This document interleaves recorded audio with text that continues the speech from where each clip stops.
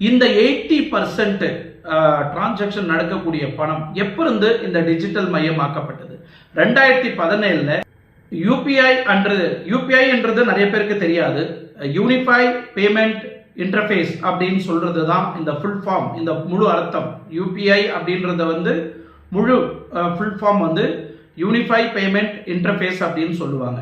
இந்த மெத்தட்ல எப்படியெல்லாம் பணம் டிரான்சாக்ஷன் நடக்குது, எப்படியெல்லாம் பொதுமக்களை ஏமாத்துறாங்க, எப்படியெல்லாம் ஸ்கேம் பண்றாங்க அப்படின்றத நம்ம தெளிவா பார்க்க முடியும். April 11, 2016 doctor Raghuram G Rajan அவர்கள் அறிமுகப்படுத்தினது தான் இந்த யூபிஐ. யூபிஐ டிரான்சாக்ஷன் வந்த பிறகு ரிசர்வ் பேங்கோட சப்போர்ட்டோட ஃபர்ஸ்ட் லான்ச் ஆச்சு. ஸ்லோவா பிக்கப் ஆச்சு இந்த யூபிஐ.